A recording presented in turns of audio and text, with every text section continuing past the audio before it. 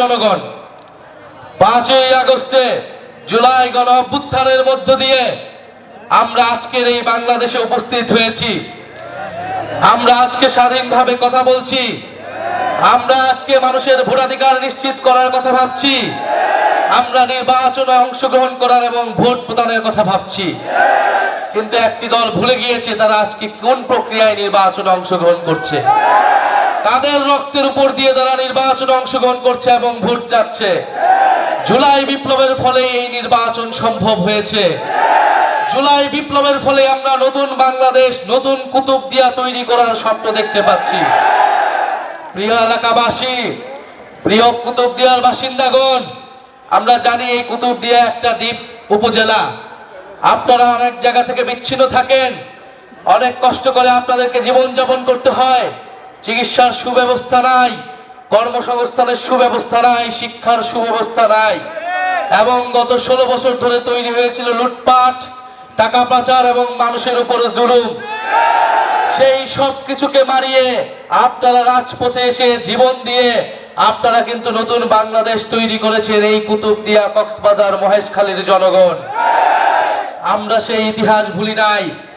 আমরা আশা করি আগামী 12ই ফেব্রুয়ারি আপনারা আমরা মিলে আরেক নতুন ইতিহাস তৈরি করব ইনশাআল্লাহ। আপনারা কি সেটার জন্য প্রস্তুত আছেন? অবশ্যই আমরা সেটার জন্য প্রস্তুত আছি। আমরা জানি যে কুতুবদিয়া, মহেশখালী, এই জায়গার লবণ চাষিরা ন্যায্য মূল্য পায় না। বিগত আমলে লবণ, এইখানে পর্যাপ্ত পরিমাণ লবণ চাষ হওয়া সত্ত্বেও লবণ বাইরে থেকে আমদানি করা লাগছে।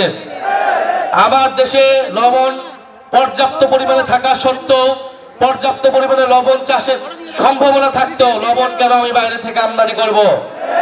লবণ আমরা আমদানি করব না, লবণ এবার আমরা রপ্তানি করব। আমার কুতুবদিয়ার লবণ চাষিরা ন্যায্য মূল্য পাবে, অর্থনীতি চাঙ্গা হবে, এবং এটা সম্ভব কেবলমাত্র হামিদুর রহমান আজাদের হাত ধরে।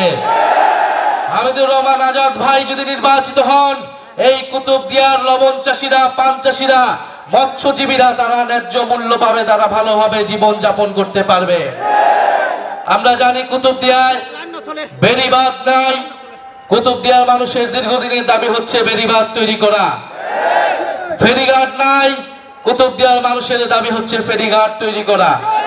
ইনশাআল্লাহ আজাদ ভাই যদি আগামীর সংসদে এবং আগামীর মন্ত্রিসভায় যেতে পারে আপনাদের ভোটে, ইনশাআল্লাহ এই কুতুবদিয়ায় ফেরিঘাট হবে, বেড়িবাঁধ হবে ইনশাআল্লাহ। আমরা কুতুবদিয়ার চেহারা পাল্টে দিব ইনশাআল্লাহ।